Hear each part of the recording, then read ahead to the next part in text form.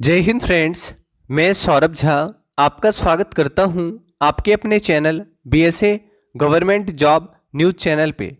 आज हम लोग सभी प्रकार के कम्पिटिटिव एग्जाम्स को ध्यान में रखते हुए करंट अफेयर्स के मोस्ट इम्पॉर्टेंट सवालों को देखेंगे। आप सभी से रिक्वेस्ट करेंगे कि आप क्लास को अधिक से अधिक शेयर करें ताकि अधिक संख्या में बच्चे क्लास में आकर क्लास का लाभ उठा सकें। आप सभी से रिक्वेस्ट करेंगे कि आप क्लास में सारे सवालों के आंसर अवश्य क्या करें। तो चलिए शुरू करते हैं क्लास और देखते हैं हमारा पहला सवाल।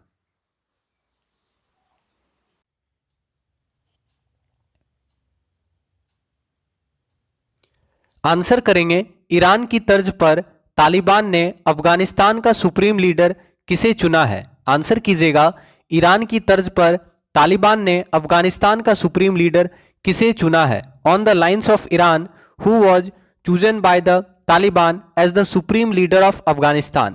Option number A, Ayatollah Khamenei. Option number B, Abdul Ghani Baradar. Option number C, Mohammad Yaqub. Option number D, Hibatullah Akhundzada. तो आंसर कीजिएगा, ईरान की तर्ज पर तालिबान ने अफगानिस्तान का नया सुप्रीम लीडर किसे चुना है। तो सही आंसर होगा option number D, Hibatullah Akhundzada. याद रखिएगा, तालिबान ने अफगानिस्तान का सुप्रीम लीडर किसे चुना है। तो तालिबान ने अफगानिस्तान का सुप्रीम लीडर चुना है हिबतुल्ला अखुंदजादा को। तो याद रखिएगा, हिबतुल्ला अखुंदजादा अफगानिस्तान के सुप्रीम लीडर हैं। ठीक है, तो तालिबान ने अफगानिस्तान का सुप्रीम लीडर चुना है हिबतुल्ला अखुंदजादा को, याद रखेंगे। और आपको पता है भारत जो है सबसे छोटी स्थलीय सीमा किस देश के साथ लगाता है। तो भारत सबसे छोटी स्थलीय सीमा अफगानिस्तान के साथ लगाता है। ठीक है, याद रखना है, भारत सबसे छोटी स्थलीय सीमा किस देश के साथ लगाता है। सबसे छोटी स्थलीय सीमा सबसे बड़ी बांग्लादेश के साथ और सबसे छोटी अफगानिस्तान के साथ। ठीक है, भारत सबसे छोटी स्थलीय सीमा किस देश के साथ लगाता है। तो याद रखना है, भारत सबसे छोटी स्थलीय सीमा अफगानिस्तान के साथ लगाता है। ठीक है, भारत सबसे छोटी स्थलीय सीमा अफगानिस्तान के साथ लगाता है, याद रखिएगा। और भारत सबसे लंबी स्थलीय सीमा बांग्लादेश के साथ लगाता है, याद रखेंगे। क्लास को एक बार शेयर कर दीजिएगा। अगला सवाल, भारत की पहली ऑफिशियल वार्ता तालिबान के लीडर शेर मोहम्मद इस्तानी कजन और किस भारतीय डिप्लोमेट के बीच हुई। आंसर करेंगे, भारत की पहली ऑफिशियल वार्ता तालिबान के लीडर शेर मोहम्मद इस्तानी कजई और किस भारतीय डिप्लोमेट के बीच में हुई। तो आंसर करेंगे, India's first official talks were held between Taliban leader Sher Mohammad Stanikzai and which Indian diplomat. तो सही आंसर क्या होने वाला है। ऑप्शन नंबर, बहुत सारे बच्चे गलती कर रहे हैं आंसर। ऑप्शन नंबर बी जो होगा सही आंसर होगा दीपक मित्तल। ठीक है, याद रखना है कि भारत की पहली ऑफिशियल वार्ता तालिबान की लीडर शेर मोहम्मद इस्तानी कजई और दीपक मित्तल के बीच में हुआ। ठीक है, शेर मोहम्मद इस्तानी कजई और भारत की तरफ से दीपक मित्तल के बीच में क्या हुआ था, ऑफिशियल वार्ता हुआ था, याद रखिएगा। ठीक है, तो तालिबान के लीडर शेर मोहम्मद इस्तानी कजई और भारत की दीपक मित्तल के बीच में ऑफिशियल वार्ता हुआ, याद रखिएगा। अगला सवाल, वित्तीय वर्ष 2021-22 की पहली तिमाही में भारत की जीडीपी वृद्धि दर कितनी रही। आंसर करेंगे, What was the GDP growth rate of India in the first quarter of the financial year 2021-2022? वित्त वर्ष 2021-22 की पहली तिमाही में भारत में जीडीपी वृद्धि दर कितना रहा।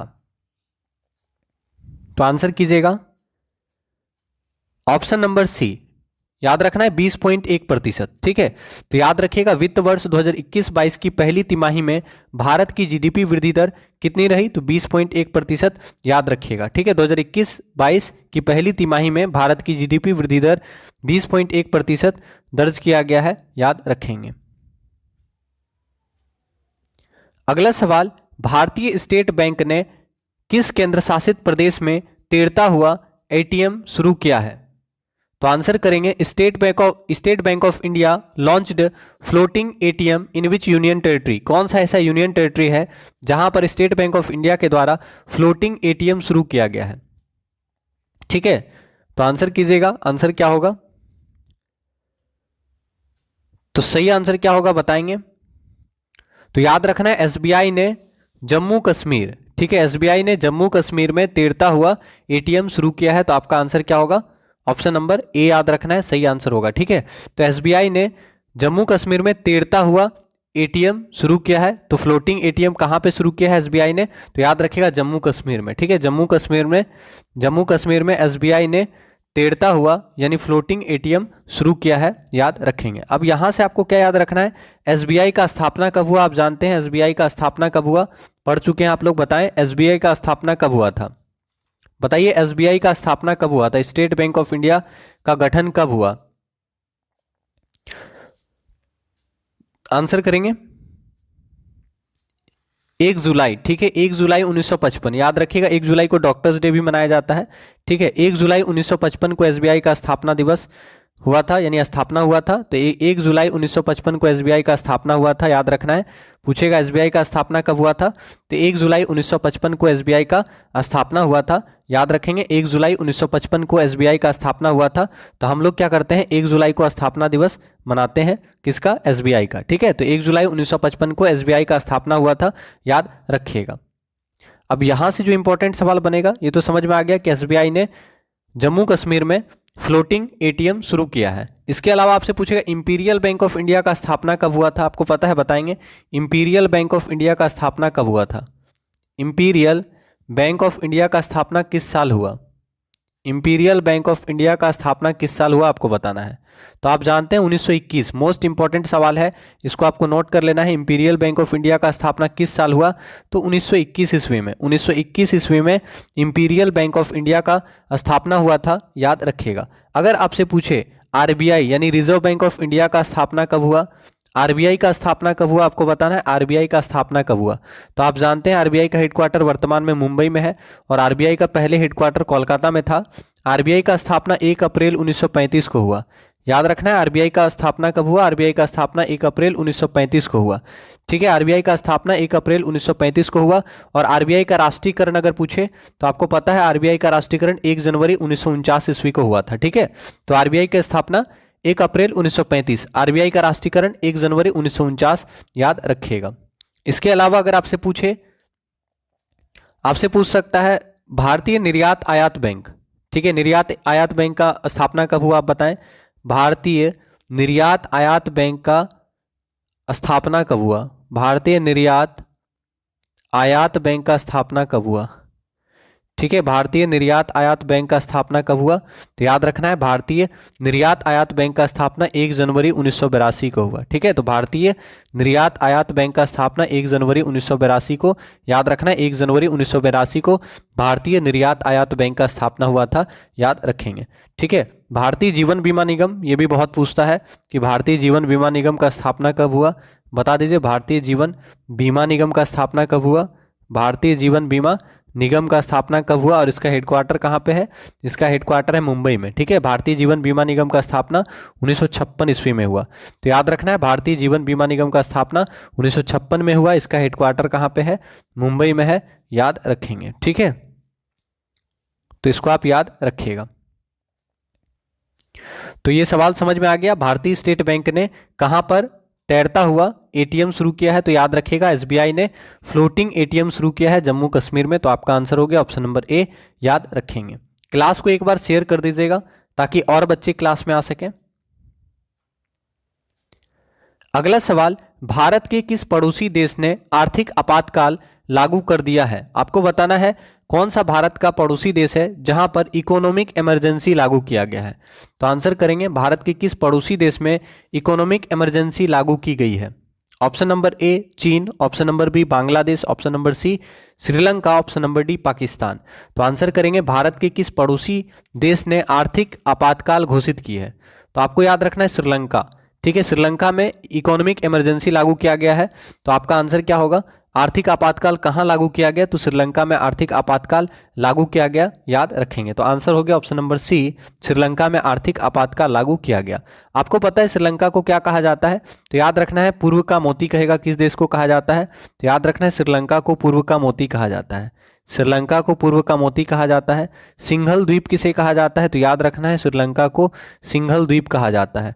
पूर्व का मोती श्रीलंका को कहा जाता है, सिंघल द्वीप श्रीलंका को कहा जाता है, याद रखिएगा, पूछ सकता है। रत्न द्वीप किसे कहा जाता है, तो रत्न द्वीप भी श्रीलंका को कहा जाता है, ठीक है, रत्न द्वीप श्रीलंका को कहा जाता है, सिंघल द्वीप श्रीलंका को कहा जाता है, पूर्व का मोती श्रीलंका को कहा जाता है, याद रखेंगे, ठीक है। और आपको पता है पाक जलडमरू मध्य भारत को श्रीलंका से अलग करता है, तो याद रखिएगा पाक जलडमरू मध्य भारत को श्रीलंका से अलग करता है, ठीक है। और श्रीलंका की सबसे लंबी नदी कौन सी है, श्रीलंका की सबसे लंबी नदी कौन सी है, आपको पता है श्रीलंका की सबसे लंबी नदी कौन सी है, तो याद रखना है श्रीलंका की सबसे लंबी नदी है, इसमें भी गंगा आता है, महावेली गंगा, ठीक है। तो याद रखना है, आराम से याद हो जाएगा। श्रीलंका की सबसे लंबी नदी कौन सी है, महावेली गंगा, याद रखना है। श्रीलंका की सबसे लंबी नदी है महावेली गंगा, याद रखिएगा, ठीक है। श्रीलंका की सबसे लंबी नदी महावेली गंगा, याद रखेंगे। और आपको पता है श्रीलंका जो है किस फसल के लिए फेमस है, तो याद रखना है यहाँ पे श्रीलंका में नारियल, कहवा, चाय, इन सब का खेती बहुत अच्छा किया जाता है, ठीक है। चाय का उत्पादन भी यहाँ बहुत होता है, ठीक है। और विश्व में सबसे अधिक, अगर आपसे पूछेगा चाय का उत्पादन कहाँ होता है, तो वर्तमान में चाय का उत्पादन सबसे अधिक चीन में होता है, ठीक है। और भारत में चाय का उत्पादन कहाँ होता है, भारत में सबसे अधिक चाय का उत्पादन आसाम में होता है, ठीक है। भारत में सबसे अधिक चाय का उत्पादन चीन में, सॉरी, भारत में सबसे अधिक चाय का उत्पादन आसाम में, ठीक है। और अगर पूछेगा विश्व में सबसे अधिक चाय का उत्पादन चीन में, याद रखिएगा, ठीक है। तो याद रखना है किस पड़ोसी देश ने आर्थिक आपातकाल लागू किया, तो याद रखना है श्रीलंका ने आर्थिक आपातकाल लागू किया था, ठीक है। तो यहां आंसर हो गया ऑप्शन नंबर सी, याद रखेंगे, ठीक है। और चीन के बारे में आपको बहुत सारा सवाल याद रखना है चीन से, जिसमें चीन अग्रणी है, आपको पता होगा। चीन से याद रखना है, चीन जो है जैसे तंबाकू के उत्पादन में चीन अग्रणी है, चाय के उत्पादन में चीन अग्रणी है, चावल का विश्व में सबसे अधिक चावल का उत्पादन भी चीन करता है, विश्व में सबसे अधिक गेहूं का उत्पादन चीन करता है, इसको आप लिख सकते हैं। विश्व में सबसे अधिक चावल का उत्पादन चीन, विश्व में सबसे अधिक गेहूं का उत्पादन कौन करता है, चीन, विश्व में सबसे अधिक चाय का उत्पादन कौन करता है, चीन, विश्व में सबसे अधिक तंबाकू का उत्पादन कौन करता है, चीन, विश्व में सबसे अधिक कपास का उत्पादन कौन करता है, चीन। समझ में आया, तो ये सब चीज़ आपको याद रखना है, पूछ सकता है। और विश्व में सबसे अधिक सोयाबीन का उत्पादन भी चीन में होता है। तो चावल, गेहूं, चाय, तंबाकू, कपास में नंबर 1 कौन है, चीन है, याद रखिएगा, ठीक है। और चावल के उत्पादन में भारत दूसरे नंबर पे, गेहूं के उत्पादन में भारत दूसरे नंबर पे, चाय के उत्पादन में भारत दूसरे नंबर पे, तंबाकू के उत्पादन में भारत दूसरे नंबर पे, कपास के उत्पादन में भारत दूसरे नंबर पे, ठीक है। तो याद रखना है कि चीन जो है चावल, गेहूं, चाय, तंबाकू और कपास के उत्पादन में नंबर 1 है, याद रखिएगा, ठीक है। तो इस सवाल का आंसर हो गया श्रीलंका ने आपातकाल लगाया। आर्थिक आपातकाल किस देश ने लागू किया, तो श्रीलंका में आर्थिक आपातकाल लागू किया गया, याद रखेंगे।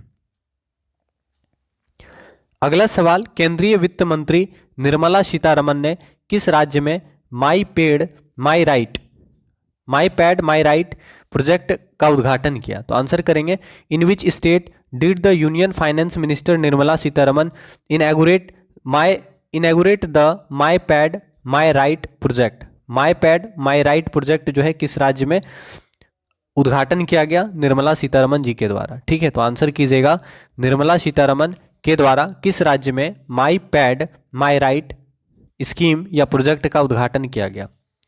तो यहां पे आपका सही आंसर क्या होगा, अच्छा सवाल है, आंसर बताएं।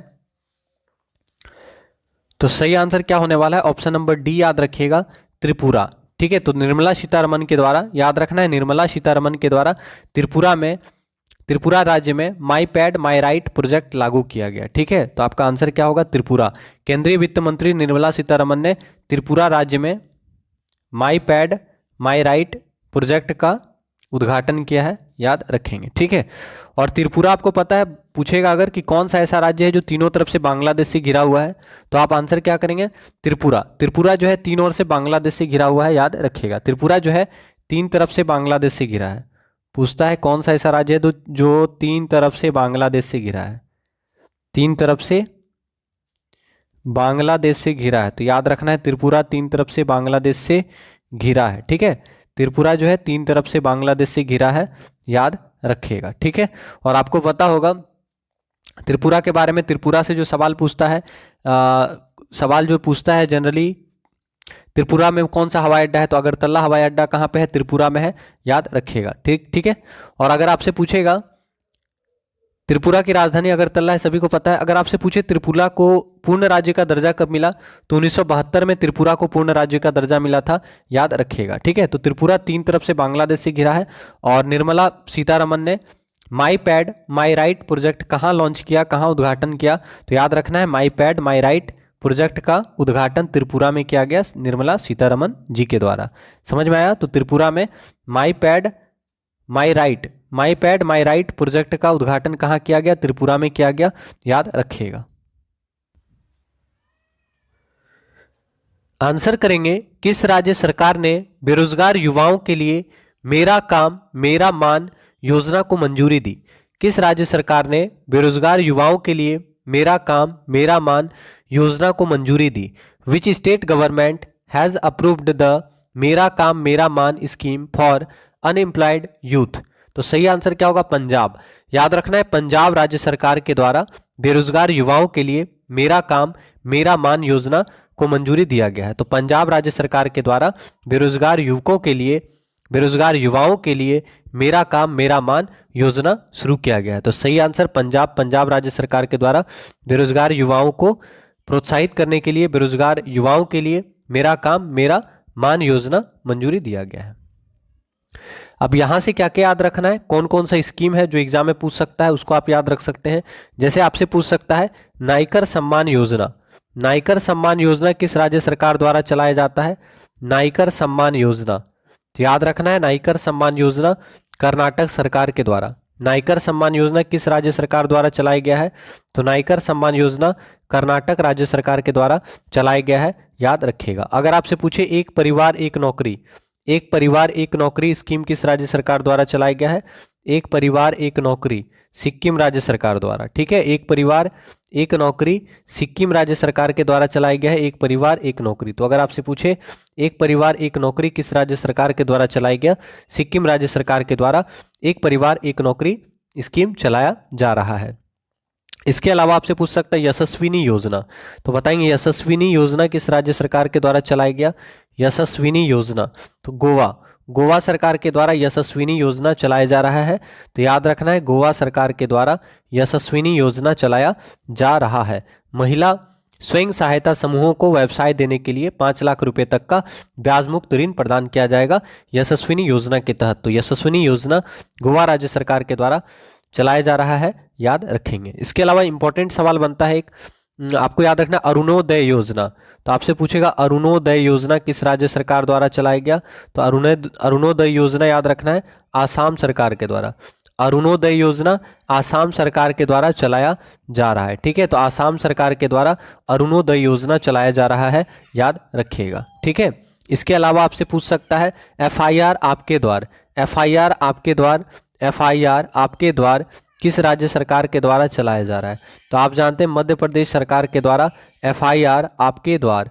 तो याद रखना अगर आपसे पूछे FIR आपके द्वार स्कीम किसके द्वारा चलाया गया? तो FIR आपके द्वार मध्य प्रदेश सरकार के द्वारा। ठीक है, FIR आपके द्वार योजना मध्य प्रदेश सरकार के द्वारा चलाया गया है। तो याद रखना है मध्य प्रदेश सरकार द्वारा FIR आपके द्वार योजना चलाया जा रहा है। ठीक है, तो इंपॉर्टेंट सवाल है, ये सब सवाल आपको याद करके एग्जाम में जाना है, पूछ सकता है।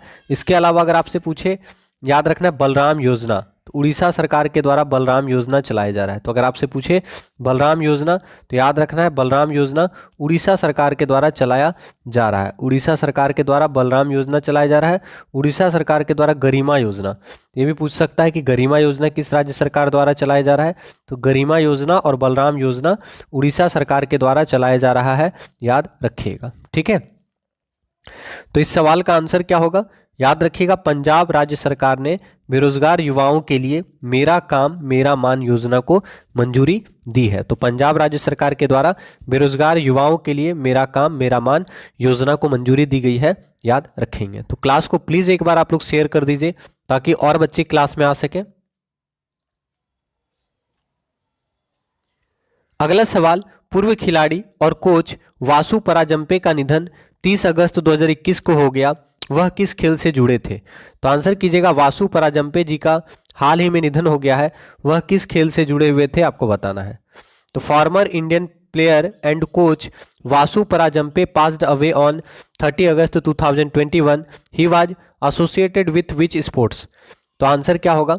Option number D cricket. तो याद रखिएगा क्रिकेट खिलाड़ी के पूर्व कोच और पूर्व खिलाड़ी, याद रखना है क्रिकेट के पूर्व खिलाड़ी और कोच वासु पराजंपे जी का निधन हो गया है। तो वासु पराजंपे जी का संबंध किस क्षेत्र से है? तो याद रखिएगा क्रिकेटर वासु पराजंपे जी का हाल ही में निधन हो गया है। तो आंसर क्या होगा? ऑप्शन नंबर डी, वासु पराजंपे, पूर्व क्रिकेटर, याद रखिएगा। अगला सवाल, एचएसबीसी बैंक ने रजनीश कुमार को एशिया इकाई का स्वतंत्र निर्देशक नियुक्त किया है। वह किस नेशनलाइज्ड बैंक के चेयरमैन रह चुके हैं? ठीक है, अच्छा सवाल है। तो आंसर कीजिएगा, HSBC Bank has appointed Rajneesh Kumar as an independent director of the Asia unit, who has been the chairman of which nationalized bank? HSBC bank ने रजनीश कुमार को एशिया इकाई का स्वतंत्र निर्देशक नियुक्त किया है। वह किस नेशनलाइज्ड बैंक के चेयरमैन रह चुके हैं? एकदम आसान सवाल है। तो आंसर क्या होगा? Option number B, SBI। ठीक है, तो याद रखना है कि HSBC बैंक के वर्तमान में HSBC बैंक ने वर्तमान में रजनीश कुमार को एशिया इकाई का स्वतंत्र निकाय नियुक्त किया है। और इससे पहले रजनीश कुमार जो है नेशनलाइज्ड बैंक के चेयरमैन रह चुके हैं। कौन सा नेशनलाइज्ड बैंक? SBI। तो स्टेट बैंक ऑफ इंडिया के चेयरमैन रह चुके हैं रजनीश कुमार। तो आपको पता होगा SBI के पूर्व चेयरमैन है रजनीश कुमार, और रजनीश कुमार को वर्तमान में HSBC बैंक ने एशिया इकाई का स्वतंत्र निर्देशक नियुक्त किया है। तो आपका आंसर होगा ऑप्शन नंबर बी, याद रखिएगा। ठीक है, अगला सवाल, किस भाषा के प्रसिद्ध लेखक बुद्धदेव गुहा का निधन 29 अगस्त 2021 को हो गया? तो आंसर करेंगे, किस भाषा के लेखक बुद्धदेव गुहा का निधन 29 अगस्त 2021 को हो गया? तो सही आंसर क्या होगा? ऑप्शन नंबर ए, बांग्ला भाषा। ठीक है, तो याद रखना है बांग्ला भाषा के प्रसिद्ध लेखक बुद्धदेव गुहा जी का निधन हाल में हो गया है। ठीक है, तो बांग्ला भाषा के लेखक थे बुद्धदेव गुहा। याद रखना है बांग्ला भाषा के प्रसिद्ध लेखक बुद्धदेव गुहा जी का हाल ही में निधन हो गया है, याद रखेंगे। ठीक है, तो इंपॉर्टेंट सवाल, बांग्ला लेखक बुद्धदेव गुहा जी का निधन, याद रखिएगा। इसके अलावा आपसे सवाल यहाँ से क्या पूछेगा? आपसे पूछ सकता है भानु अथैया जी का निधन हो गया है। आप जानते हैं भानु अथैया किस क्षेत्र से जुड़ी हुई थी? तो ऑस्कर प्राप्त करने वाली पहली भारतीय व्यक्ति। तो याद रखना है ऑस्कर प्राप्त करने वाले पहली भारतीय व्यक्ति कौन थे? भानु अथैया। भानु अथैया ऑस्कर प्राप्त करने वाली पहली व्यक्ति थी। आपको पता होगा इनको किस चीज़ के लिए मिला था? तो कॉस्ट्यूम डिजाइन के लिए। तो याद रखना है भानु अथैया जी का भी निधन हो चुका है। इसके अलावा आपसे पूछ सकता है MDH मसाला के जो मालिक थे, आपको पता होगा महाशय धर्मपाल गुलाटी। तो आपसे पूछ सकता है कि महाशय धर्मपाल गुलाटी जी का निधन हुआ, वो किस क्षेत्र से जुड़े हुए थे? तो MDH मसाला के मालिक थे महाशय धर्मपाल गुलाटी, इनका भी निधन हो चुका है। आपसे पूछेगा IT उद्योग का पिता किनको कहा जाता है? IT उद्योग का पिता, इनका भी निधन हो चुका है। तो आपसे पूछ सकता है IT उद्योग का पिता किनको कहा जाता है, जिनका हाल ही में निधन हो गया? तो IT उद्योग का पिता किनको कहा जाता है? तो याद रखना है फकीर चंद कोहली। तो याद रखना है फकीर चंद कोहली को IT उद्योग का पिता कहा जाता है। समझ में आया?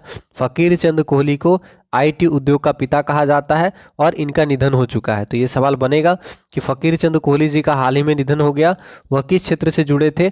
तो याद रखना है IT उद्योग का पिता कहा जाता था फकीर चंद कोहली को। और एक सवाल यहाँ से पूछ सकता है कि TCS के संस्थापक कौन थे जिनका निधन हो गया? समझ में आया? TCS के संस्थापक कौन थे? तो याद रखना है TCS के संस्थापक थे फकीर चंद कोहली। समझ में आया? तो एग्जाम में पूछेगा TCS के संस्थापक कौन थे? फकीर चंद कोहली। IT उद्योग का पिता किन्हें कहा जाता है? फकीर चंद कोहली को। ठीक है, इनका हाल ही में निधन हो गया है, याद रखेंगे। ठीक है, इसके अलावा आपको पता होगा असम के पूर्व मुख्यमंत्री तरुण गोगोई जी का भी निधन हो गया है, पूछ सकता है। तो याद रखिएगा याद रखना है तरुण गोगोई असम के पूर्व मुख्यमंत्री, इनका भी निधन हो चुका है। ठीक है, शोभना नायडू का निधन हो चुका है, या किस क्षेत्र से जुड़ी हुई थी? बताएंगे शोभना नायडू जी का हाल ही में निधन हुआ है, वह किस क्षेत्र से जुड़ी हुई थी? शोभना नायडू। तो याद रखना है कुचिपुड़ी नृत्यांगना शोभना नायडू जी का निधन हो चुका है।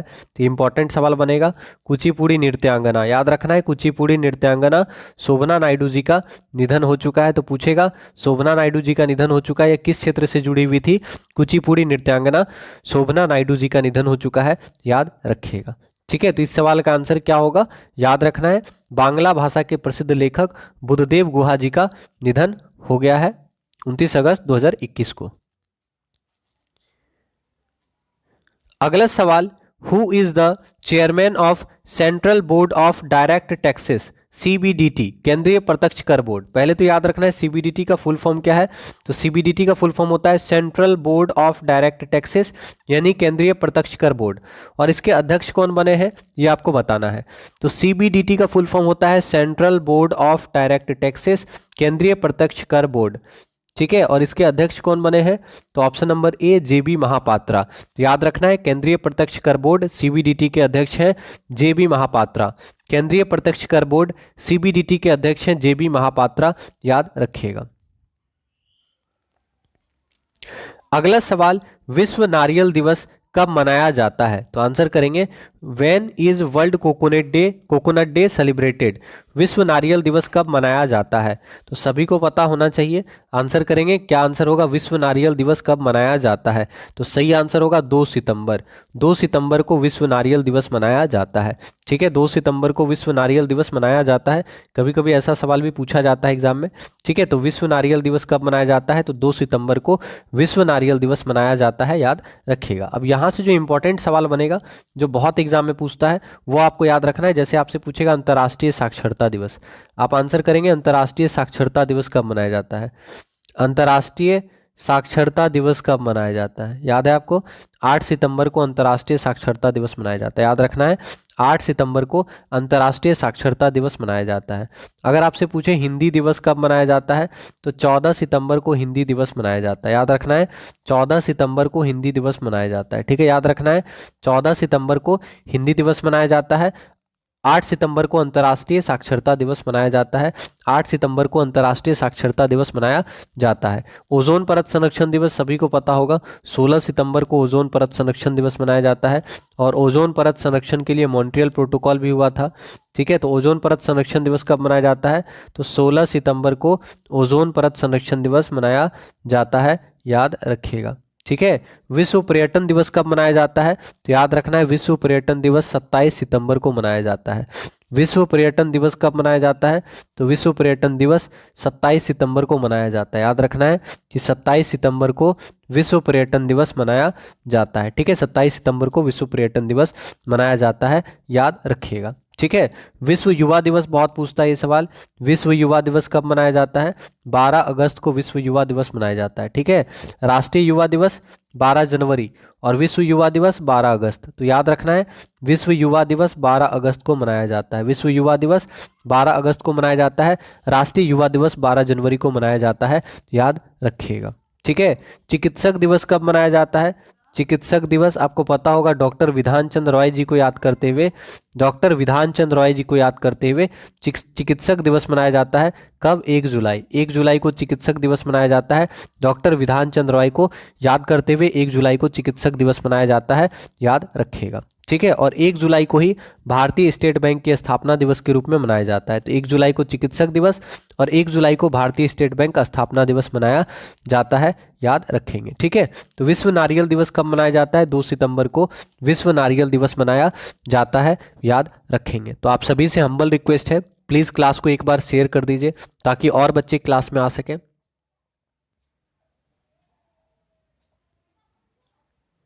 अगला सवाल, जम्मू कश्मीर के अलगाववादी नेता सैयद अली शाह गिलानी का निधन 1 सितंबर 2021 को हो गया, वह किस संगठन से जुड़े रहे हैं?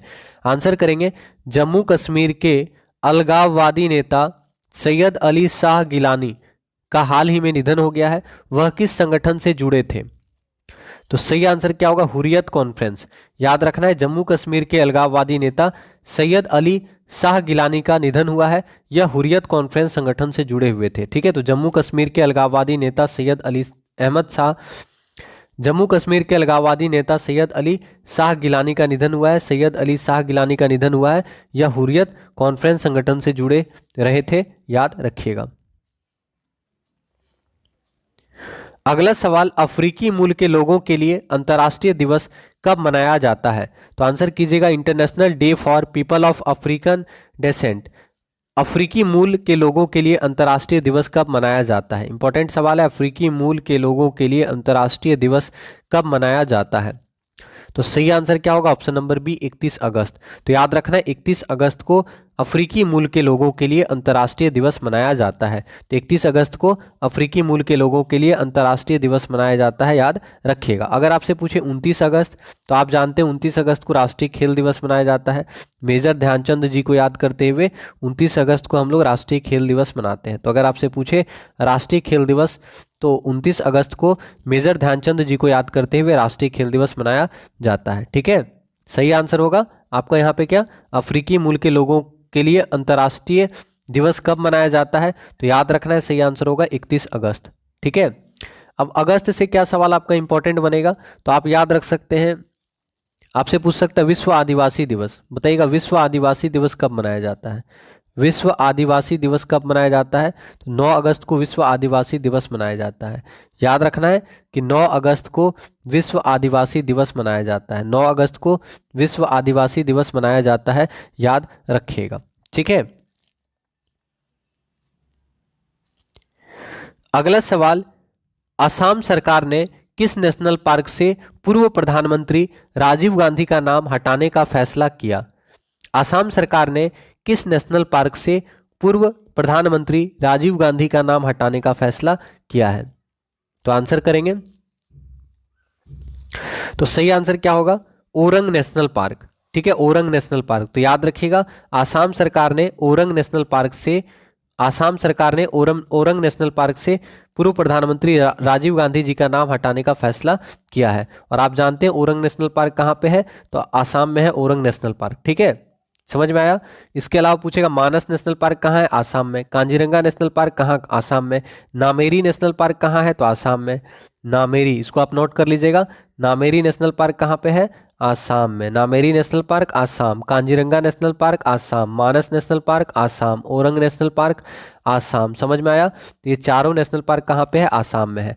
और इस सवाल का सही आंसर होगा, आसाम सरकार ने ओरंग नेशनल पार्क से पूर्व प्रधानमंत्री राजीव गांधी का नाम हटाने का फैसला लिया है, याद रखिएगा, सी सही आंसर होगा। आपको पता है भारत में सबसे अधिक नेशनल पार्क कहाँ पे है? सबसे अधिक नेशनल पार्क किस राज्य में है? आप बताएंगे सबसे अधिक नेशनल पार्क किस राज्य में है? सबसे अधिक नेशनल पार्क किस राज्य में है बताएं? तो याद रखना है मध्य प्रदेश।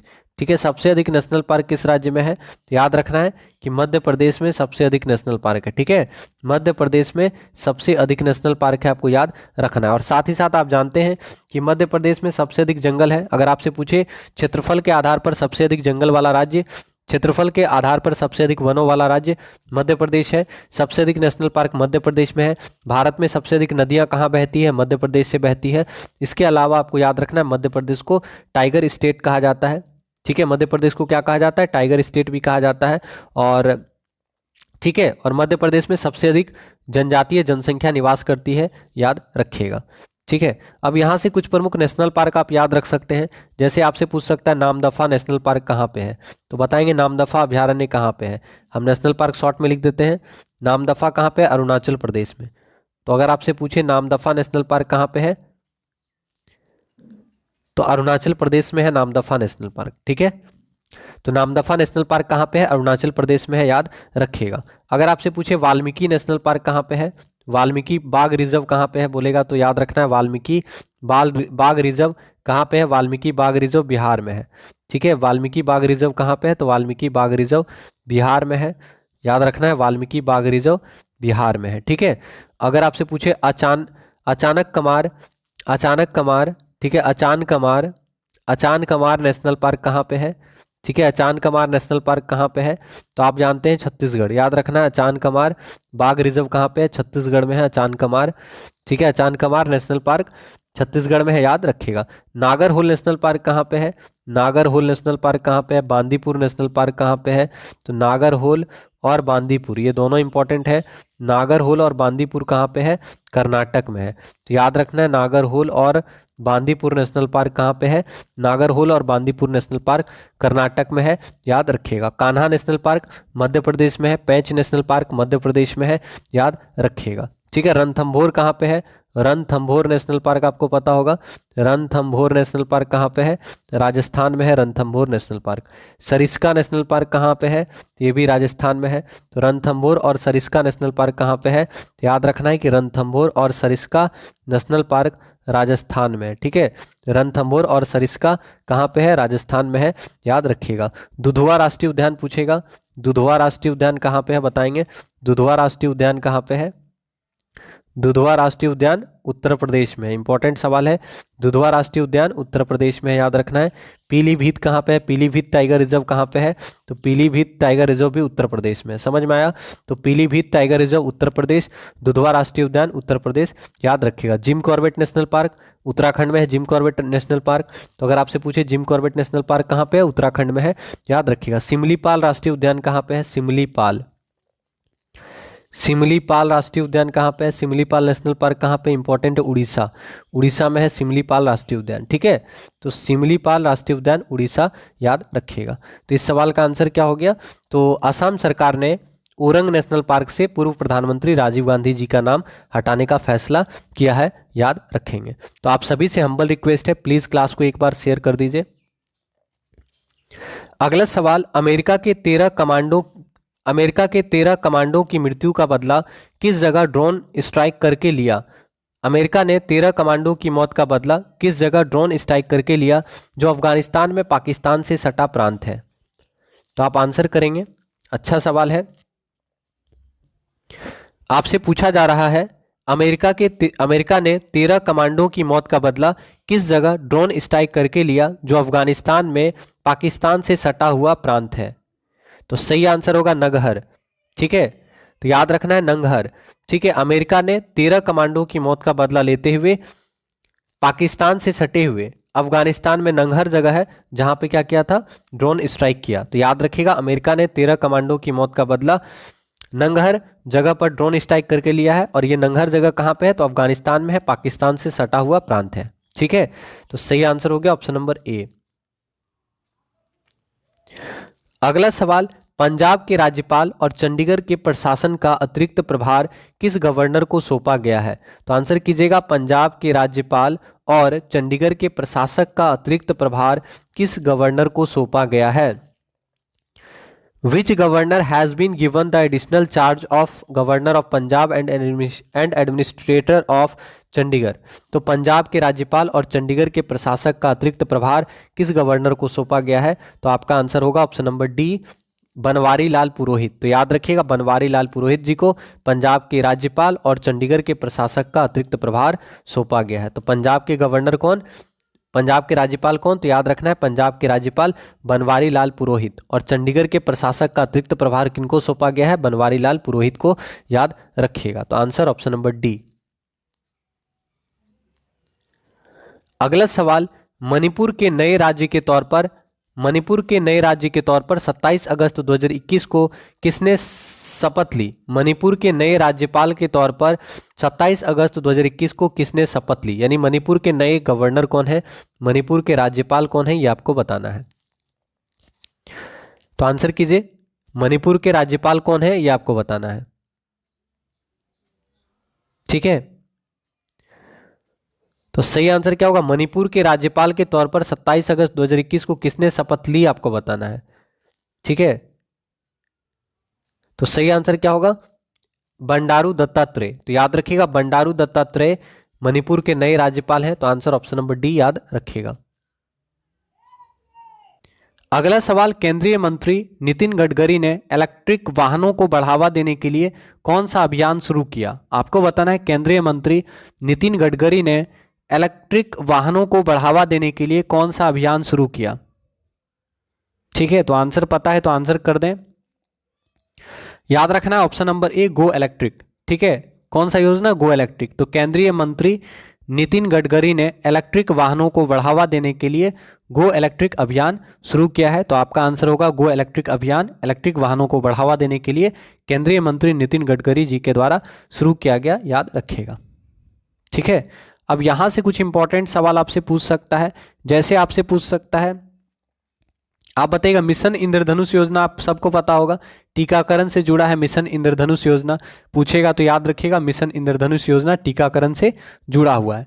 वीर गाथा परियोजना पूछेगा, किसके द्वारा चलाया गया वीर गाथा परियोजना, बताइएगा वीर गाथा परियोजना किसके द्वारा चलाया गया? तो याद रखना है, वीर गाथा परियोजना सीबीएसई बोर्ड के द्वारा चलाया गया, ठीक है, सीबीएसई बोर्ड के द्वारा वीर गाथा परियोजना चलाया गया। तो याद रखिएगा, सीबीएसई बोर्ड द्वारा वीर गाथा चलाया गया। ठीक है, यानी स्कूलों में वीरता पुरस्कार विजेताओं के बहादुरी और बलिदानों के बारे में जागरूकता बढ़ाने के लिए वीर गाथा परियोजना की शुरुआत की गई सीबीएसई बोर्ड द्वारा। याद रखिएगा, इंपॉर्टेंट है, पूछ सकता है। ठीक है, अगर आपसे पूछे समुद्रयान परियोजना किसके द्वारा चलाया गया, समुद्रयान परियोजना बताइएगा, समुद्रयान परियोजना किसके द्वारा चलाया गया। तो पृथ्वी विज्ञान मंत्रालय द्वारा समुद्रयान परियोजना चलाया गया। याद रखिएगा, पृथ्वी विज्ञान मंत्रालय द्वारा। ठीक है, ये इंपॉर्टेंट सवाल है, पूछ सकता है, समुद्रयान योजना किनके द्वारा चलाया गया, तो पृथ्वी विज्ञान मंत्रालय, पृथ्वी विज्ञान मंत्रालय द्वारा समुद्रयान योजना चलाया गया है, समुद्रयान परियोजना चलाया गया है पृथ्वी विज्ञान मंत्रालय द्वारा। याद रखिएगा, सार्थक योजना अगर आपसे पूछेगा, सार्थक योजना याद रखिएगा, शिक्षा मंत्रालय के द्वारा सार्थक योजना चलाया गया। तो अगर आपसे पूछेगा सार्थक योजना किसके द्वारा चलाया गया, तो शिक्षा मंत्रालय के द्वारा सार्थक योजना, शिक्षा मंत्रालय। ठीक है, शिक्षा मंत्रालय द्वारा सार्थक योजना चलाया जा रहा है। याद रखिएगा, और शिक्षा मंत्रालय द्वारा ही युवा पीएम योजना चलाया जा रहा है। तो अगर आपसे पूछे युवा पीएम योजना किसके द्वारा चलाया गया है, तो युवा पीएम योजना और सार्थक योजना दोनों इंपॉर्टेंट है। सार्थक योजना और युवा पीएम योजना याद रखना है, शिक्षा मंत्रालय के द्वारा चलाया गया है। ठीक है, तो यहां पे आपका आंसर हो गया गो इलेक्ट्रिक अभियान। याद रखिएगा, इलेक्ट्रिक वाहनों को बढ़ावा देने के लिए गो इलेक्ट्रिक अभियान की शुरुआत केंद्रीय मंत्री नितिन गडकरी जी के द्वारा की गई है। अगला सवाल, गृह मंत्री अमित शाह ने किस अर्धसैनिक बल के इतिहास पर आधारित पुस्तक राष्ट्र प्रथम 82 वर्षों की स्वर्णिम गाथा का विमोचन किया। आपको बताना है, गृह मंत्री अमित शाह ने किस अर्धसैनिक बल के इतिहास पर आधारित पुस्तक राष्ट्र प्रथम 82 वर्षों की स्वर्णिम गाथा का विमोचन किया है। ठीक है, तो आपका सही आंसर क्या होगा, आप बताएं आंसर अगर पता है तो। याद रखना है ऑप्शन नंबर सी, सीआरपीएफ। ठीक है, तो याद रखिएगा, राष्ट्र प्रथम 82 वर्षों की स्वर्णिम गाथा पुस्तक का विमोचन गृह मंत्री अमित शाह जी के द्वारा किया गया। और यह किस पर आधारित पुस्तक है, तो याद रखेंगे सीआरपीएफ। ठीक है, सीआरपीएफ के इतिहास पर आधारित पुस्तक है। तो आपका आंसर क्या हो गया, ऑप्शन नंबर सी आपका आंसर होगा। याद रखिएगा। ठीक है, अब आपसे पूछ सकता है कि सीआरपीएफ का स्थापना कब हुआ, तो अगर आपको पता है तो बताइए सीआरपीएफ का स्थापना कब हुआ। याद रखना है, सीआरपीएफ का स्थापना हुआ 1939 में, 1939 ईस्वी में सीआरपीएफ का स्थापना हुआ। इसका हेडक्वार्टर कहाँ पे है, नई दिल्ली में। याद रखिएगा, सीआरपीएफ का स्थापना हुआ 1939 में और इसका हेडक्वार्टर कहाँ पे है, नई दिल्ली में है। याद रखिएगा। अगर आपसे पूछे बीएसएफ का स्थापना कब हुआ, तो बता दीजिए बीएसएफ का स्थापना कब हुआ। ठीक है, बीएसएफ का स्थापना कब हुआ आपको बताना है। सीमा सुरक्षा बल, बॉर्डर सिक्योरिटी फोर्स का स्थापना कब हुआ, तो याद रखना है 1965 में बीएसएफ का स्थापना हुआ। तो अगर आपसे पूछे बीएसएफ का स्थापना कब हुआ, बॉर्डर सिक्योरिटी फोर्स का स्थापना कब हुआ, तो 1965 में बॉर्डर सिक्योरिटी फोर्स का स्थापना हुआ। याद रखिएगा। अगर आपसे पूछे सीआईएसएफ का स्थापना कब हुआ, सीआईएसएफ फुल फॉर्म आप जानते हैं, सीआईएसएफ का फुल फॉर्म होता है केंद्रीय औद्योगिक सुरक्षा बल। केंद्रीय औद्योगिक सुरक्षा बल का स्थापना कब हुआ, 1969 में। याद रखिएगा, केंद्रीय औद्योगिक सुरक्षा बल की स्थापना 1969 में हुई और इसका हेडक्वार्टर भी नई दिल्ली में है। तो हेडक्वार्टर कहाँ पे है, नई दिल्ली में है। याद रखिएगा। ठीक है, तो केंद्रीय औद्योगिक सुरक्षा बल का स्थापना 1969। आईटीबीपी, आईटीबीपी का फुल फॉर्म क्या होता है, भारत तिब्बत सीमा पुलिस। याद रखिएगा, आईटीबीपी का फुल फॉर्म होता है भारत तिब्बत सीमा पुलिस। आईटीबीपी का स्थापना हुआ 1962 में और इसका हेडक्वार्टर भी है नई दिल्ली में। तो अगर आपसे पूछेगा आईटीबीपी का स्थापना कब हुआ, आईटीबीपी का स्थापना 1962 में हुआ। भारत चीन युद्ध के समय में आईटीबीपी का स्थापना हुआ था और इसका हेडक्वार्टर है नई दिल्ली। ठीक है, समझ में आया। तो बीएसएफ का स्थापना 1965 में, सीआईएसएफ का स्थापना 1969 में, सीआरपीएफ का स्थापना कब, सीआरपीएफ का स्थापना 1939 में। ठीक है, सीआरपीएफ का स्थापना 1939 में और आईटीबीपी का स्थापना 1962 में। याद रखिएगा। तो यहां पे सवाल क्या था कि गृह मंत्री अमित शाह ने सीआरपीएफ के इतिहास पर आधारित पुस्तक राष्ट्र प्रथम 82 वर्षों की स्वर्णिम गाथा का विमोचन किया है। याद रखिएगा, answer option number C. Class को प्लीज एक बार आप लोग शेयर कर दीजिए। अगला सवाल, पीएम नरेंद्र मोदी ने 100 सरकारी कंपनियों व परिसंपत्तियों का निजीकरण मौद्रीकरण करके कितनी रकम जुटाने का लक्ष्य रखने का ऐलान किया है। तो आंसर करें, पीएम नरेंद्र मोदी ने 100 सरकारी कंपनियों व परिसंपत्तियों का निजीकरण यानी मौद्रीकरण करके कितनी रकम जुटाने का लक्ष्य रखा है। तो आपका आंसर क्या होगा? Option number B, 2.5 lakh crore रुपए। ठीक है, तो याद रखिएगा, पीएम मोदी ने 100 सरकारी कंपनियों व परिसंपत्तियों का निजीकरण, मौद्रीकरण करके 2.5 लाख करोड़ रुपए जुटाने का लक्ष्य रखा है। Answer option number B. अगला सवाल, नरेंद्र मोदी के नाम पर दुनिया के सबसे बड़े किस स्टेडियम का नामांकन हुआ? आंसर करेंगे, नरेंद्र मोदी के नाम पर दुनिया के सबसे बड़े किस स्टेडियम का नामांकन हुआ? तो आप सभी जानते हैं, आसान सवाल है। तो दुनिया के सबसे बड़े किस स्टेडियम का नाम नरेंद्र मोदी क्रिकेट स्टेडियम रखा गया? दोनों का आंसर सेम ही होगा। ठीक है, नरेंद्र मोदी के नाम पर दुनिया के सबसे बड़े स्टेडियम का नाम रखा गया है। और दूसरा क्वेश्चन उसी में है, दुनिया के सबसे बड़े किस स्टेडियम का नाम नरेंद्र मोदी क्रिकेट स्टेडियम रखा गया है? तो एकदम आसान सवाल है, आप जानते हैं मोटेरा स्टेडियम। ठीक है, याद रखना है, मोटेरा स्टेडियम, इसी का पुराना नाम था सरदार पटेल स्टेडियम। तो याद रखिएगा, मोटेरा स्टेडियम या सरदार पटेल स्टेडियम, इसका नया नाम क्या है? तो नरेंद्र मोदी के नाम पे है। तो याद रखना है, नरेंद्र मोदी क्रिकेट स्टेडियम। तो अगर आपसे पूछे नरेंद्र मोदी क्रिकेट स्टेडियम कहाँ पे है, तो अहमदाबाद में। कहाँ पे है? नरेंद्र मोदी क्रिकेट स्टेडियम अहमदाबाद, गुजरात में है। अगर आपसे पूछे दुनिया का सबसे बड़ा क्रिकेट स्टेडियम, तो याद रखिएगा, दुनिया के सबसे बड़े क्रिकेट स्टेडियम का नाम है नरेंद्र मोदी क्रिकेट स्टेडियम। दुनिया का सबसे बड़ा cricket stadium Narendra Modi cricket stadium, याद रखिएगा। इसका पुराना नाम क्या था? सरदार पटेल स्टेडियम। ठीक है, याद रखिएगा। तो आंसर हो गया ऑप्शन नंबर डी, याद रखिएगा। अगला सवाल, केंद्रीय कैबिनेट ने 24 फरवरी 2021 को किस केंद्र शासित प्रदेश में राष्ट्रपति शासन को मंजूरी दी? तो आंसर करेंगे, केंद्रीय कैबिनेट ने 24 फरवरी 2021 को किस केंद्र शासित प्रदेश में राष्ट्रपति शासन को मंजूरी दी? तो यहां पे आपका आंसर क्या होगा? पुदुचेरी। याद रखिएगा, केंद्रीय कैबिनेट ने 24 फरवरी 2021 को केंद्र शासित प्रदेश, ठीक है, पुदुचेरी में राष्ट्रपति शासन को मंजूरी दी थी। तो आंसर होगा ऑप्शन नंबर बी, याद रखिएगा। अगला सवाल, खेलो इंडिया यूनिवर्सिटी गेम्स 2021 की मेजबानी कौन सा राज्य करेगा? आंसर करेंगे, खेलो इंडिया यूनिवर्सिटी गेम्स 2021 की मेजबानी कौन सा राज्य करेगा? खेलो इंडिया यूनिवर्सिटी गेम्स 2021 की मेजबानी किस राज्य के द्वारा होगा? तो आप जानते हैं आंसर क्या होगा? Option number 1, Karnataka. याद रखिएगा, खेलो इंडिया यूनिवर्सिटी गेम्स 2021 कहाँ पे होने वाला है? तो खेलो इंडिया यूनिवर्सिटी गेम्स 2021 का मेजबानी कर्नाटक के द्वारा किया गया। तो याद रखिएगा, खेलो इंडिया यूनिवर्सिटी गेम्स 2021 का मेजबानी कर्नाटक के द्वारा किया गया। ऑप्शन नंबर ए, याद रखना है।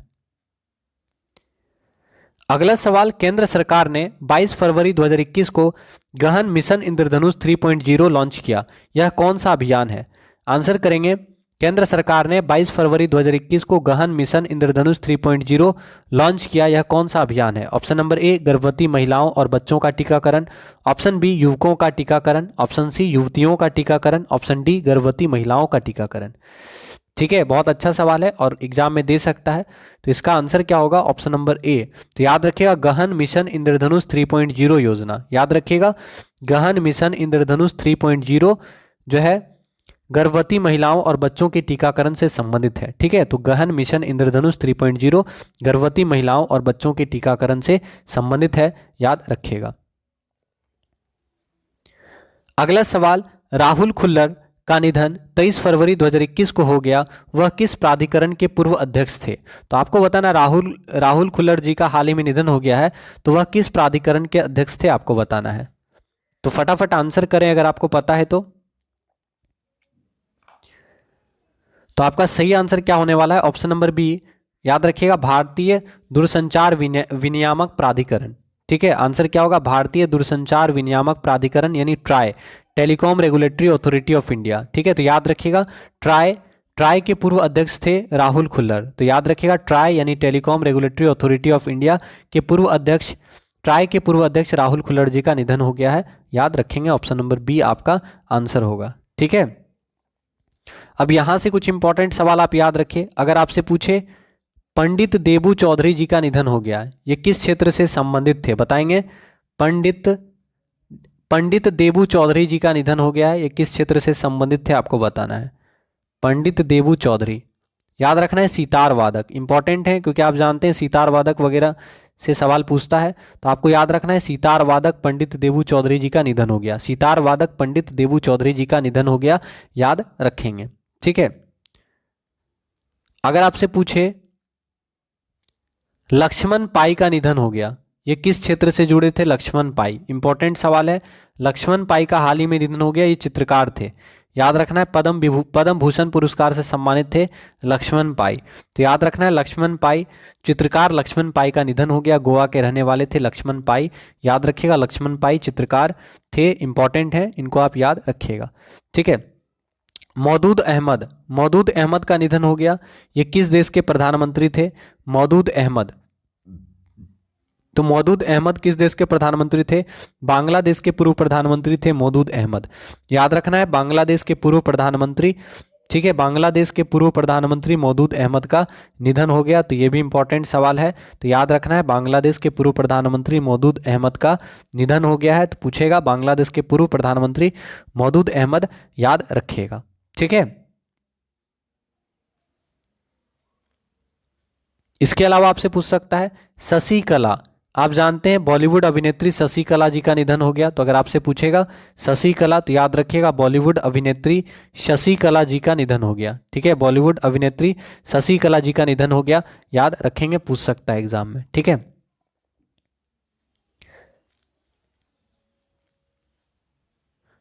तो यहां पे आप समझ में आ गया, राहुल खुल्लर जो कि ट्राई के पूर्व अध्यक्ष थे, इनका निधन हो गया। याद रखेंगे।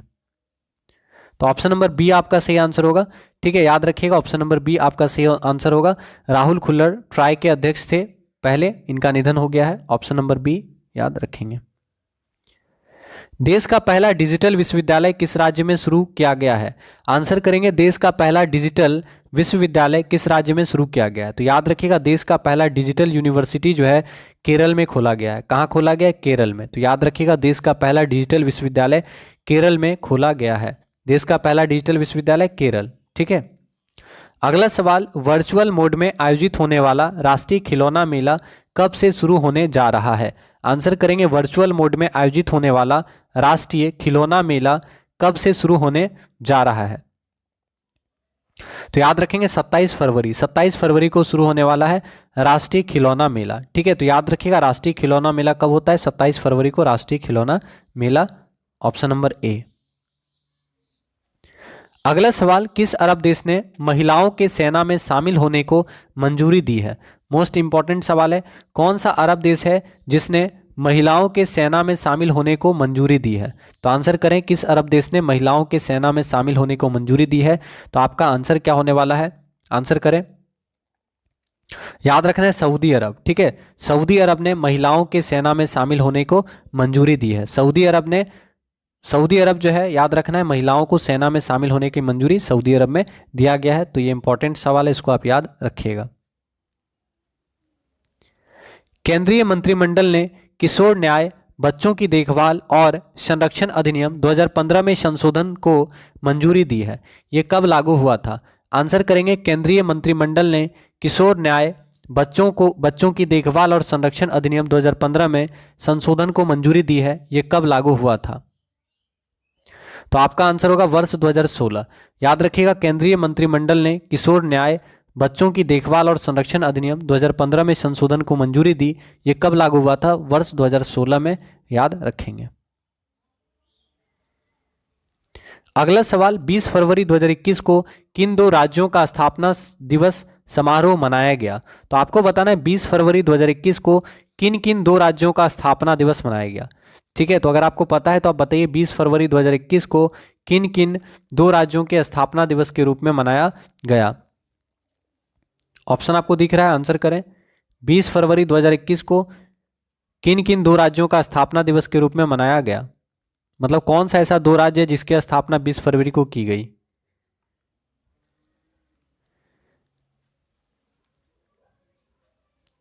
तो आपका आंसर क्या होगा? ऑप्शन नंबर सी, अरुणाचल प्रदेश और मिजोरम। याद रखिएगा, आंसर क्या होगा आपका? अरुणाचल प्रदेश और मिजोरम। ठीक है, अरुणाचल प्रदेश और मिजोरम राज्य की स्थापना 20 फरवरी 2021 ईस्वी को की गई, आपको याद रखना है। ठीक है, अब यहां से आपको बताना है कि अरुणाचल प्रदेश राज्य का गठन कब हुआ और मिजोरम राज्य का गठन कब हुआ। पूछ सकता है आपसे एग्जाम में, अरुणाचल प्रदेश और मिजोरम राज्य का गठन कब हुआ, आपको बताना है। तो मिजोरम राज्य का आपको गठन याद रखना है। यहाँ पे मिजोरम और अरुणाचल प्रदेश दोनों राज्य का गठन हुआ है 20 फरवरी। ये आप बताइए कब हुआ था? 20 फरवरी 1987, ठीक है, याद रखिएगा 20 फरवरी 1987 को मिजोरम और अरुणाचल प्रदेश का गठन हुआ था। तो इंपॉर्टेंट सवाल है, याद रखिएगा 20 फरवरी 1987 को मिजोरम और अरुणाचल प्रदेश राज्य का स्थापना हुआ था। ठीक है, तो आंसर क्या हो गया, ऑप्शन नंबर सी, याद रखिएगा मिजोरम और अरुणाचल प्रदेश का स्थापना 20 फरवरी 1987। ठीक है, अगर आपसे पूछे, ध्यान दीजिएगा, अगर आपसे पूछे गुजरात का गठन कब हुआ, गुजरात और महाराष्ट्र का गठन कब हुआ, बताइएगा। गुजरात और महाराष्ट्र राज्य का स्थापना कब हुआ, याद है आपको, 1 मई 1960। याद रखिएगा गुजरात और महाराष्ट्र राज्य का स्थापना कब हुआ, 1 मई 1960। 1 मई 1960 को गुजरात और महाराष्ट्र राज्य का स्थापना हुआ, याद रखिएगा। अगर आपसे पूछे नागालैंड का स्थापना कब हुआ, नागालैंड भी पूछता है एग्जाम में, नागालैंड का स्थापना कब हुआ, तो 1 दिसंबर 1963। 1 दिसंबर 1963 को नागालैंड का स्थापना हुआ। ठीक है, समझ में आया। 1 मई 1960 को गुजरात और महाराष्ट्र का गठन हुआ, 1 दिसंबर 1963 को नागालैंड का स्थापना हुआ। 1 दिसंबर 1963 को नागालैंड का स्थापना हुआ, याद रखिएगा। 21 जनवरी 1972 बहुत इंपॉर्टेंट है, 21 जनवरी 1972, 21 जनवरी 1972 को मेघालय राज्य का गठन हुआ। ठीक है, मेघालय, अगर आपसे पूछे मेघालय का गठन कब हुआ, 21 जनवरी 1972। ठीक है, मणिपुर का गठन कब हुआ, तो मणिपुर का गठन हुआ 21 जनवरी 1972। अगर आपसे पूछे त्रिपुरा का गठन कब हुआ, तो त्रिपुरा राज्य का गठन हुआ 21 जनवरी 1972। तो याद रखिएगा मेघालय, मणिपुर और त्रिपुरा, मेघालय, मणिपुर और त्रिपुरा राज्य का गठन 21 जनवरी 1972 को हुआ था, याद रखिएगा। ठीक है, तो फिलहाल इतना सवाल यहां से याद रखेंगे। अगला सवाल, विश्व सामाजिक न्याय दिवस कब मनाया जाता है। आंसर करेंगे विश्व सामाजिक न्याय दिवस कब मनाया जाता है। तो फटाफट आंसर करें, विश्व सामाजिक न्याय दिवस कब मनाया जाता है। ठीक है, विश्व सामाजिक न्याय दिवस कब मनाया जाता है, तो आपका आंसर क्या होगा, ऑप्शन नंबर ए 20 फरवरी। याद रखिएगा 20 फरवरी को विश्व सामाजिक न्याय दिवस मनाया जाता है। 20 फरवरी को विश्व सामाजिक न्याय दिवस मनाया जाता है, याद रखिएगा। अगला सवाल, 19 फरवरी को इनमें से कौन सी जयंती मनाई जाती है। आंसर करेंगे 19 फरवरी को किनकी जयंती मनाई जाती है। 19 फरवरी को किनकी जयंती मनाई जाती है, तो याद रखना है 19 फरवरी को छत्रपति शिवाजी महाराज की जयंती मनाई जाती है। 19 फरवरी को छत्रपति शिवाजी महाराज की जयंती मनाई जाती है, ऑप्शन नंबर बी, याद रखिएगा।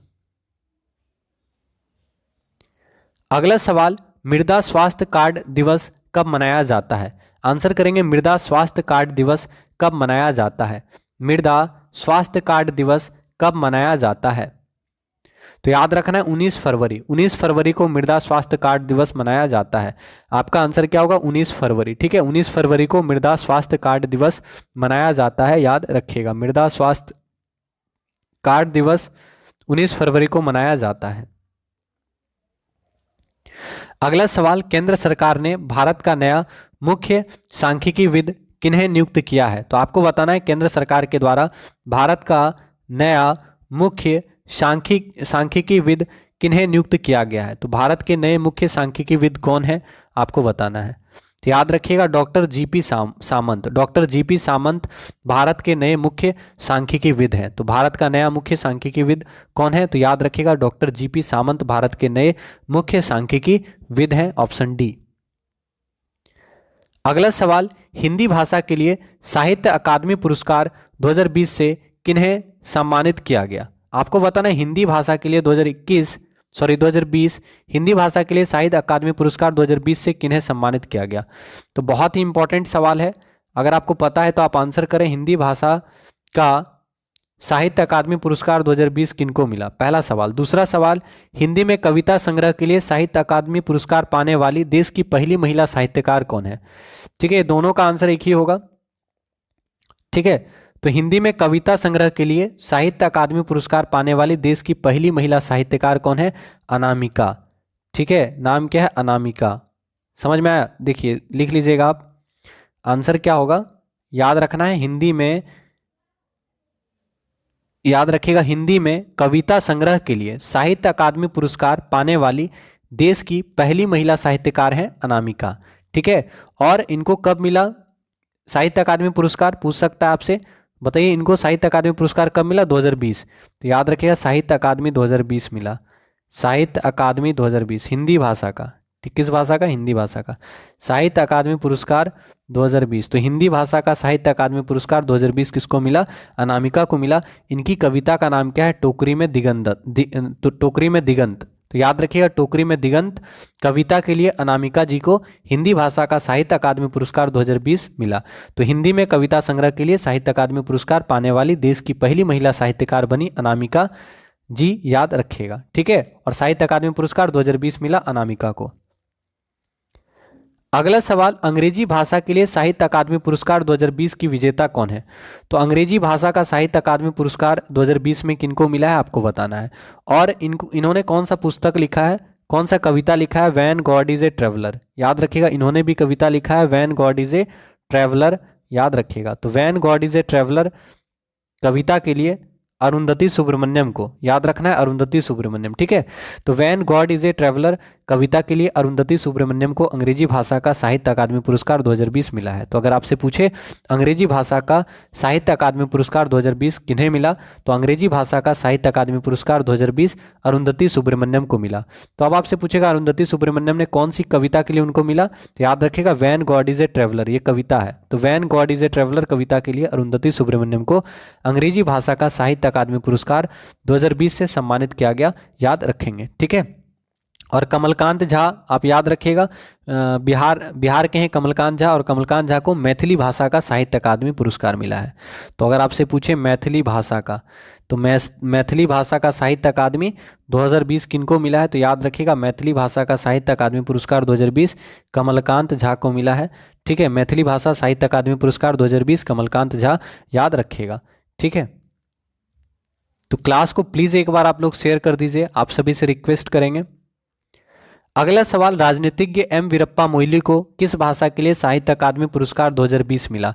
आपको बताना है राजनीतिज्ञ एम वीरप्पा मोइली को किस भाषा के लिए, इंपॉर्टेंट सवाल है, राजनीतिज्ञ एम वीरप्पा मोइली को किस भाषा के लिए साहित्य अकादमी पुरस्कार 2020 मिला? तो याद रखना है कन्नड़ भाषा के लिए। ठीक है, राजनीतिज्ञ एम वीरप्पा मोइली को कन्नड़ भाषा के लिए साहित्य अकादमी पुरस्कार 2020 से सम्मानित किया गया। ठीक है, तो कन्नड़ भाषा के लिए 2020 साहित्य अकादमी पुरस्कार मिला है राजनीतिज्ञ एम वीरप्पा मोइली को, याद रखेंगे।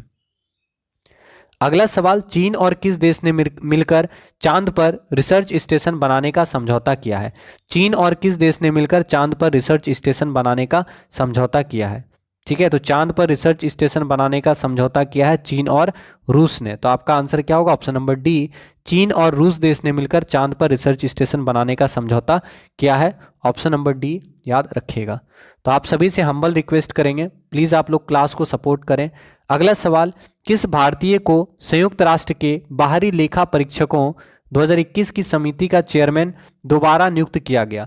आंसर करेंगे, किस भारतीय व्यक्ति को संयुक्त राष्ट्र के बाहरी लेखा परीक्षकों 2021 की समिति का चेयरमैन दोबारा नियुक्त किया गया है? तो आपका आंसर क्या होने वाला है? ऑप्शन नंबर बता दीजिए, आंसर क्या होगा पहले? Option number B, Girish Chandra Murmu, याद रखिएगा। ठीक है, संयुक्त राष्ट्र के बाहरी लेखा परीक्षकों 2021 की समिति का चेयरमैन गिरीश चंद्र मुर्मू को बनाया गया है, तो आंसर होगा ऑप्शन नंबर बी, याद रखिएगा। अगला सवाल, 10,000 अंतर्राष्ट्रीय रन बनाने वाली पहली महिला भारतीय क्रिकेटर कौन है? आप सभी जानते हैं, आंख मूंद के आंसर कर सकते हैं, मिताली राज, है ना। 10,000 अंतर्राष्ट्रीय रन बनाने वाली पहली महिला भारतीय क्रिकेटर कौन है? मिताली राज। मिताली राज राजस्थान की रहने वाली हैं। ठीक है, और मिताली राज महिला क्रिकेटर, आप जानते हैं कि सबसे अधिक रन है इनका। ठीक है, तो मिताली राज को बोल सकते हैं कि क्रिकेट का सचिन तेंदुलकर भी कहा जाता है, महिला क्रिकेट का सचिन तेंदुलकर कहा जाता है। मिताली राज को याद रखिएगा, 10,000 अंतर्राष्ट्रीय रन बनाने वाली पहली महिला क्रिकेटर है कौन? मिताली राज, याद रखिएगा। और मिताली राज को इस बार कौन सा पुरस्कार मिला है? मिताली राज को कौन सा पुरस्कार मिला है? तो आप जानते हैं मिताली राज राजस्थान की हैं, और मिताली राज को इस बार पुरस्कार से सम्मानित किया गया है, आप जानते हैं मेजर ध्यानचंद खेल रत्न पुरस्कार। ठीक है, तो याद रखिएगा मेजर ध्यानचंद खेल रत्न पुरस्कार किनको मिला है? तो मेजर ध्यानचंद खेल रत्न पुरस्कार से सम्मानित किया गया है मिताली राज को। ठीक है, मेजर ध्यानचंद खेल रत्न पुरस्कार मिला है मिताली राज को। ठीक है, और आप जानते हैं कि 2021 में ये अवार्ड मिला है। ठीक है, मेजर ध्यानचंद खेल रत्न पुरस्कार 2021 मिताली राज को मिला है, और मेजर ध्यानचंद खेल रत्न पुरस्कार 2021 में 12 खिलाड़ियों को मिला है। ठीक है, 12 खिलाड़ी को मेजर ध्यानचंद खेल रत्न पुरस्कार 2021 मिला है।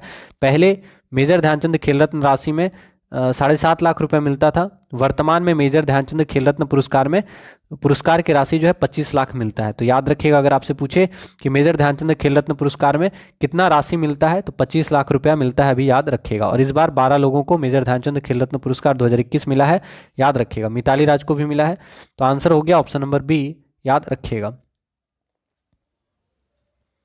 अगला सवाल, नरेंद्र मोदी ने 12 मार्च 2021 से 15 अगस्त 2022 तक आज़ादी का अमृत महोत्सव की शुरुआत किस राज्य से की है? तो आंसर करेंगे आज़ादी का अमृत महोत्सव की शुरुआत किस राज्य से किया गया है? नरेंद्र मोदी के द्वारा। मोस्ट इंपॉर्टेंट सवाल है, तो इसको आपको बताना है। तो याद रखना है गुजरात। ठीक है, नरेंद्र मोदी ने 12 मार्च 2021 से 15 अगस्त 2022 तक आज़ादी का अमृत महोत्सव की शुरुआत गुजरात से की है। ठीक है, पूछ सकता है ये सवाल, तो याद रखिएगा आज़ादी का अमृत महोत्सव की शुरुआत गुजरात राज्य से की गई। आज़ादी का अमृत महोत्सव की शुरुआत गुजरात राज्य से की गई और नरेंद्र मोदी के द्वारा 12 मार्च 2021 से 15 अगस्त 2022 तक, ठीक है, ये योजना यानी ये जो महोत्सव है चलेगा। तो याद रखना है आज़ादी का अमृत महोत्सव की शुरुआत गुजरात राज्य से की गई है। ऑप्शन नंबर बी सही आंसर होगा। अगला सवाल, किस बॉलीवुड स्टार को यंग ग्लोबल लीडर की WEF वर्ल्ड इकोनॉमिक फोरम सूची में 10 मार्च 2021 को नामित किया गया? फटाफट आंसर करेंगे। किस बॉलीवुड स्टार को यंग ग्लोबल लीडर की WEF यानी वर्ल्ड इकोनॉमिक फोरम सूची में 10 मार्च 2021 को शामिल किया गया? ठीक है, तो आंसर करेंगे, आंसर होगा option number C, Deepika Padukone. याद रखिएगा, दीपिका पादुकोण को यंग ग्लोबल लीडर की WEF वर्ल्ड इकोनॉमिक फोरम सूची में 10 मार्च 2021 को शामिल किया गया। Answer option number C. अगला सवाल, पहले केंद्रीय मंत्री का नाम बताएं जिन्होंने टेरिटोरियल आर्मी में कैप्टन के रूप में प्रमोशन पाया। आंसर करेंगे, पहले केंद्रीय मंत्री का नाम आपको बताना है जिन्होंने टेरिटोरियल आर्मी में कैप्टन के रूप में प्रमोशन पाया। तो आंसर होगा अनुराग ठाकुर। आंसर क्या होगा? अनुराग ठाकुर। ऑप्शन नंबर सी, पहले केंद्रीय मंत्री अनुराग ठाकुर बने जिन्होंने टेरिटोरियल आर्मी में कैप्टन के रूप में प्रमोशन पाया। आंसर हो गया ऑप्शन नंबर सी। अगला सवाल, विश्व किडनी दिवस कब मनाया जाता है? आंसर करेंगे, विश्व किडनी दिवस कब मनाया जाता है? विश्व किडनी दिवस कब मनाया जाता है? तो याद रखना है मार्च माह के दूसरे गुरुवार को, मार्च माह के दूसरे गुरुवार को विश्व किडनी दिवस मनाया जाता है। मार्च माह के दूसरे गुरुवार को विश्व किडनी दिवस मनाया जाता है। नो स्मोकिंग डे कब मनाया जाता है? आंसर करेंगे, नो स्मोकिंग डे कब मनाया जाता है? नो स्मोकिंग डे कब मनाया जाता है? याद रखना है मार्च के दूसरे बुधवार, मार्च के दूसरे बुधवार को नो स्मोकिंग डे मनाया जाता है। याद रखिएगा, नो स्मोकिंग डे मार्च के दूसरे बुधवार को मनाया जाता है। अगला सवाल, केंद्रीय औद्योगिक सुरक्षा बल का स्थापना दिवस कब मनाया जाता है? CISF केंद्रीय औद्योगिक सुरक्षा बल का स्थापना दिवस कब मनाया जाता है? तो आप जानते हैं CISF की स्थापना 1969 को हुआ था, 10 मार्च 1969। ठीक है, तो आपसे पूछेगा केंद्रीय औद्योगिक सुरक्षा बल का स्थापना दिवस कब मनाया जाता है? 10 मार्च को केंद्रीय औद्योगिक सुरक्षा बल का स्थापना दिवस मनाया जाता है। केंद्रीय औद्योगिक सुरक्षा बल CISF की स्थापना 1969 में हुई थी। 1969 में ही नील आर्मस्ट्रांग चांद पर गए थे। 1969 में ही 14 बैंकों का राष्ट्रीयकरण हुआ था। 1969 में ही इसरो का स्थापना हुआ था। ठीक है, समझ में आया? ये आप याद रखिएगा। तो केंद्रीय औद्योगिक सुरक्षा बल का स्थापना हुआ था 1969 में। ठीक है, CISF का स्थापना 1969, 10 मार्च 1969। अगला सवाल, किस राज्य सरकार की विधानसभा ने युवाओं को निजी क्षेत्र में 75% आरक्षण देने का बिल पास किया है जिसे राज्यपाल ने भी मंजूरी दे दी? तो आंसर करें, किस राज्य सरकार की विधानसभा ने युवाओं को निजी क्षेत्र में 75% आरक्षण देने का बिल पास किया है जिसे राज्यसभा ने भी मंजूरी दे दी है? तो आंसर होगा हरियाणा। हरियाणा राज्य सरकार की विधानसभा के द्वारा युवाओं को निजी क्षेत्र में 75% आरक्षण देने का बिल पास किया गया है जिसको राज्यपाल ने भी मंजूरी दे दी है। तो आपका आंसर क्या होगा? हरियाणा राज्य विधानसभा, याद रखिएगा। ठीक है, अगला सवाल, भारत के किस पड़ोसी देश ने बुर्का पहनने पर प्रतिबंध और 1000 मदरसा बंद करने का फैसला किया? ठीक है, तो आंसर करें, भारत के किस पड़ोसी देश ने बुर्का पहनने पर प्रतिबंध और 1000 मदरसा बंद करने का फैसला लिया है? ठीक है, तो आंसर क्या होगा? श्रीलंका। याद रखिएगा, श्रीलंका ने बुर्का पहनने पर प्रतिबंध और 1000 मदरसा बंद करने का फैसला किया था। तो आंसर होगा, ये पूछ सकता है, इंपॉर्टेंट सवाल है, आंसर हो जाएगा ऑप्शन नंबर डी, याद रखिएगा। ठीक है, अगला सवाल, किस देश ने अंतरिक्ष में दुनिया का पहला सैन्य अभ्यास किया? आंसर करेंगे किस देश ने अंतरिक्ष में दुनिया का पहला सैन्य अभ्यास किया। तो आंसर बताइएगा किस देश ने अंतरिक्ष में दुनिया का पहला सैन्य अभ्यास किया। तो याद रखिएगा फ्रांस। फ्रांस ने अंतरिक्ष में दुनिया का पहला सैन्य अभ्यास किया। तो अगर आपसे पूछे किस देश ने अंतरिक्ष में दुनिया का पहला सैन्य अभ्यास किया, तो याद रखिएगा फ्रांस ने अंतरिक्ष में दुनिया का पहला सैन्य अभ्यास किया। ऑप्शन नंबर डी याद रखिएगा। तो इतना ही सवाल था। आप सभी से हम्बल रिक्वेस्ट करेंगे, क्लास अच्छा लगा हो तो प्लीज़ क्लास को सपोर्ट कीजिएगा, क्लास को लाइक और शेयर अवश्य कीजिएगा। साथ ही साथ आप सभी से रिक्वेस्ट करेंगे, आपको किसी भी टॉपिक में डाउट होगा तो आप लोग कमेंट अवश्य कीजिएगा। और आप लोग प्लीज़ रेगुलर रहिएगा, क्लास को लाइक और शेयर अवश्य कीजिएगा। तो मिलते हैं आपसे अगले क्लास में। आप सभी का तहे दिल से धन्यवाद करेंगे। जय हिंद, जय भारत, जय BSA। धन्यवाद।